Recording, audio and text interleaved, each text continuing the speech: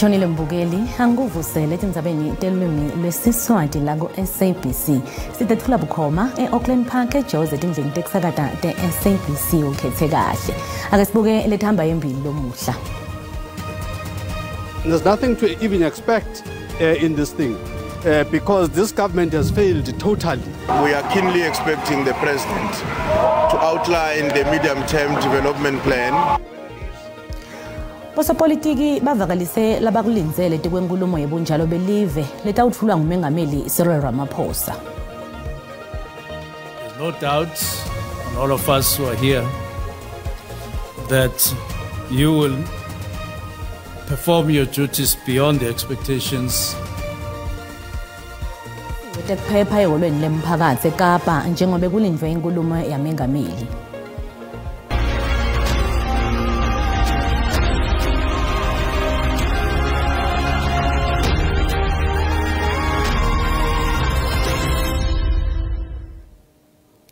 Sekusele isikhashana nje ngaphambi kwekuthi kuqale inkulumo yebunjalo belive kanzi bosopolitiki bakuleli labaqhamuka emaqenjini lahlukene bavakalise labakulinzele kule nkulumo. Mengameli Cyril Ramaphosa utawetfula le nkulumo yakhe yebunjalo belive kwekuqala ngaphansi kwahulumende welibumbano wavelonke ngensimbi yesikhombisa lamuhla. Tindvuna kanye nebaholi betinhlangano tepolitiki besolo bakhuluma ngaloko labakulinzele ngenkulumo yebunjalo belive. Onke emehlo athe njengobe lena kuyoba inkulumo yebunjalo belive yekuqala ngaphansi kwahulumende welibumbano wavelonke. Our number one crisis is the unemployment rate. I think we'd really want to hear bold measures by the president to give more support to Eskom to ensure we really overcome load shedding once and for all. There's been good progress on that front. Ramaphosa kulinzele ukuthi anabe kabandi ngaloko lokutawendiwa tinhlangano letingaphansi kwalohulumende kulwisana netingcinamba letifaka ekhatsi busweti lizinga lisetule abantu abangasebenzi netindlela tekukhulisa umnotho. There's nothing to even expect in this thing because this government has failed totally. If you look at the employment, the unemployment, we're sitting at well over 32% unemployment. Young people, over 60% of young people are unemployed. We wouldn't be amazed if he fails to do that because he's failed in all his previous SONAs. There's nothing that has been implemented since his first SONA. I am expecting the president tonight to be able to really articulate how education falls neatly into that kind of vision that he would be setting up for the country. We are keenly expecting the president to outline the medium-term development plan, which must demonstrate the extent to which government has seamlessly integrated in its own program. Somlomo weParliament Thoko Didiza itolo uqinisekise sive ukuthi angeke kube nekuphazamiseka kwetindvo. Uphinzi waqinisekisa ukuthi iParliament icela umbutho wemasotsha ukuthi wende umsimeto wesikhumbuzo salamasotsha la11 lashone ngesikhathi alwa neM23 eDRC. Tekuphepha ngilolunye luhlangothi lolubukwe kakhulu ngaphambi kwenkulumo yebunjalo belive lekulinzeleke ukuthi yetfulwe ngumengameli Cyril Ramaphosa lomuhla. Tinhlaka letahlukene tekuphepha tibe nembukiso lelapho tikhone kukhombisa kulungela kwato kubamba lo msebenzi ngendlela letfundziswe ngayo nalelinzelekile. Indvuna yemaphoyisa Senzo Mchunu yetfule emave nguthathu kule mibutho leyahlukene. Senzo Mchunu itsite emehlo elivela ngaphandle tawuba athenjwa kule mbutho nakutelhlongthini lekuphepha. Mchunu vetile ukuthi yonke imigwaqo lahambela ureni lapho kuthothula khona lenkulumo yebunjalo belive emaphoyisa bewabonakala lokushokona ukuthi vele sekahulungele umsebenzi wawo. Utsite kude ngisho nokuncane kungabada ngemsebenzi lamaphoyisa. There's no doubt on all of us who are here that you will perform your duties beyond the expectations, and finally, people will be looking and listening to the head of state delivering the State of the Nation address, being assured that nothing else will move. Kulinzeleke ukuthi mengameli Cyril Ramaphosa ithulele inkulumo nakubumbana insimbi esikhombisa kusihlwa. Etindzabeni te-SABC nginguSidumo Dlamini. Sicelo samengameli waphambilini Jacob Zuma sekushushisa ngasese mengameli Cyril Ramaphosa sesifike emaphethelweni. Lokhu kulandzela ukuthi Zuma asebenzise ummeli wakhe kususa lelicala eluhlwini lenkantolo lephakeme yaseJozi.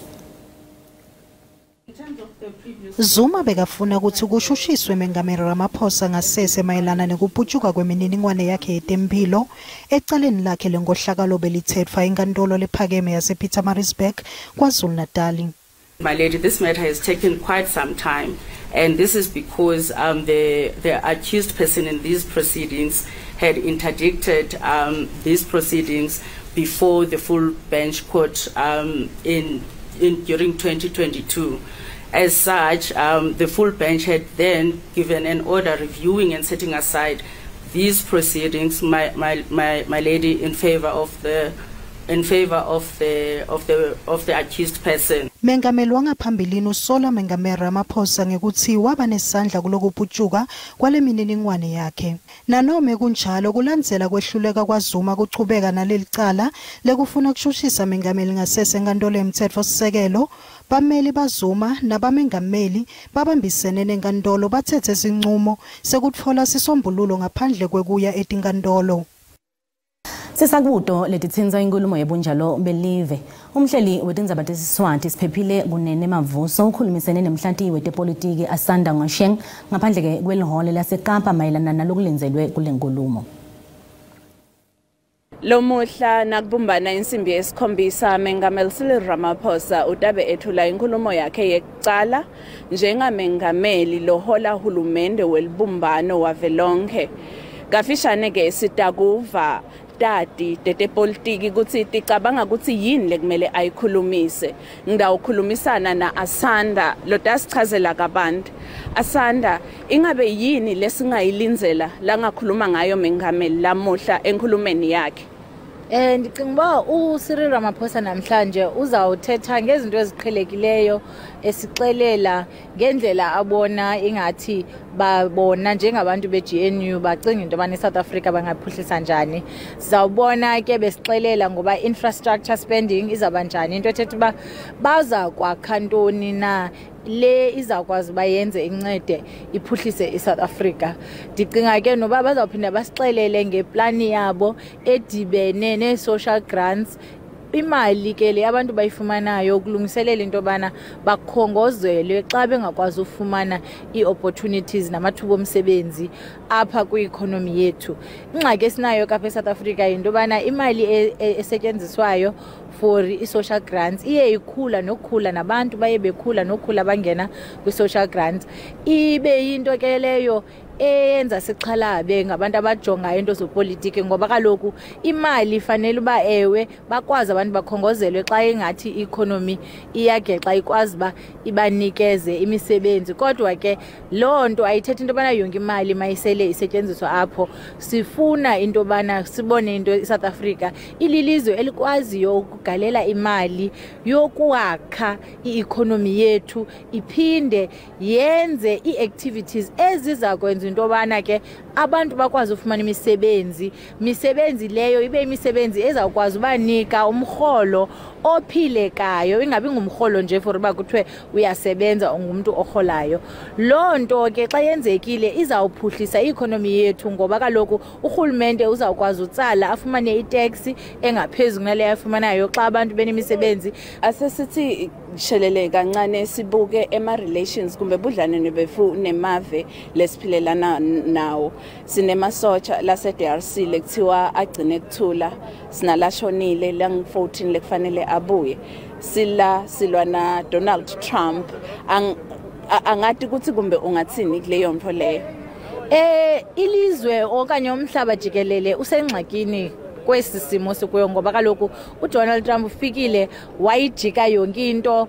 Siphezulu kwalento ngokubathi i-trade war apho ke bathi bazawunyusa irhafi yamazwe ngamazwe. Loo nto ke ibeka ilizwe lifanele neSouth Africa esichengeni ngoba kaloku besifumana irhafu ezincinci ngaphantsi kwe-agreement ye-AGOA. Into ethetha into yobana ke ngoku amafama aseSouth Africa ebethumela ama-orange, ebethumela iwayini, ebethumela nezinye izinto eAmerica bangabhatali imali enkulu. Into ke ngoku ibiye loo mali iyofakwa kwi-GDP okanye kungxowankulu wase-South Africa isincede nee-taxes ezo abafama bazibhatalayo nemisebenzi ke ngoku. Ngxaki ke ngoku ubana uDonald Trump ukhuphile iSouth Africa kwiAGOA ithetha lonto leyo into bana kusafuna sibhatale imali eninzi khona ukuze sibe siyangena kwi-economy okanye kwi-market yase-America.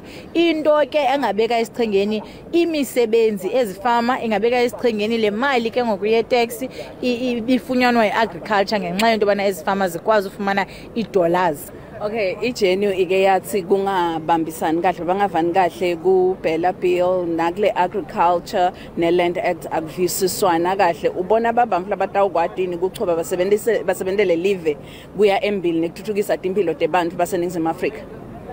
Ndicinga into bana umsasazi kubalekile kumuntu wonke walapha eSouth Africa uba babambisane bakwazi usebenzisana ngohlobo lento bana uba uyayibona iGNU ipolitical party le iDA isupportwa isikakhulu yibusiness uba mayihlale ibe khona phakula GNU.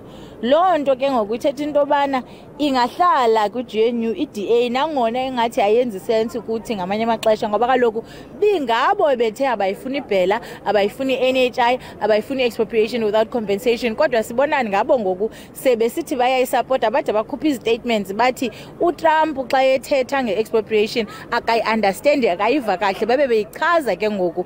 Lonto ke ngoku iyabonisa into bana bade bafika kwinqanela aba loba bayibone into bana abakwazi uba iSouth Africa ibe itsala ngapha babe bona betsala kwenye icala ngoba kaloku bona abantu baza kumoshakelwa xa iSouth Africa idilika ikwangabo osomabhizinisi ngoba akho business umuntu azakwazi uyenza xa iSouth Africa isempini. So ikwazi supporters zabo eziziyibusiness ezizoyiphusha iDAs khona ukuze uba ikwazi uhlala kwi-GNU nangona ingathi izinto ziye ziyexa-yexa. Ingxaki ke zabakho into yobana ngo-2029 ingazifumana kwa-DA yona seyiluza ii-members okanye ii-voters ngoba kaloku umbuzo abantu esebebuza ngoku into yobana yintoni ipoint yoba kube ku-DA uba izawuthi seyikwi-GNU izo-aplya ii-policies ze-ANC.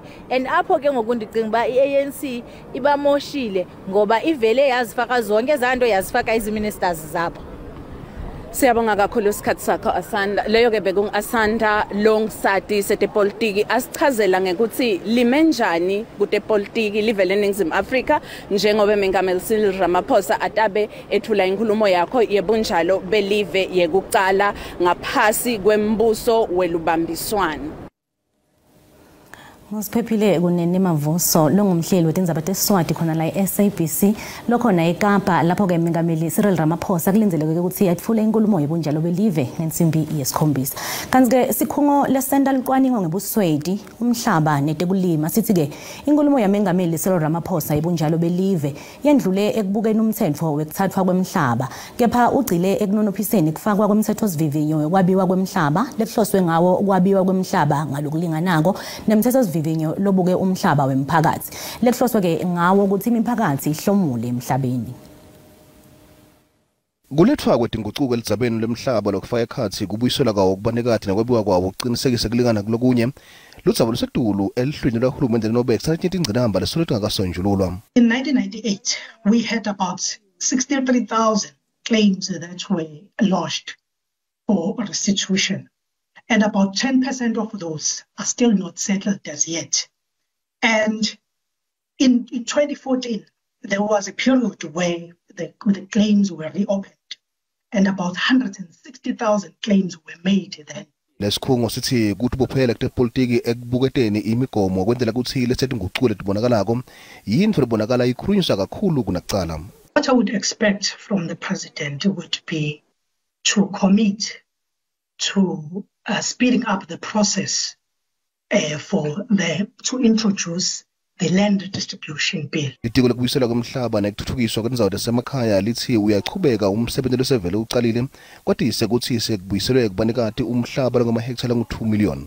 More than 80 billion rands have been spent to purchase that land and make sure that we take the land with compensation and give it to the rightful owners. Lelitiko livumile ukuthi kube khona kubambeleleka kokuphothula kwecelo tekubuyisela kwemhlaba lathi sekuvelele inhlelo letikhona kuqinisekisa ukuthi kuyalungiseka lokho.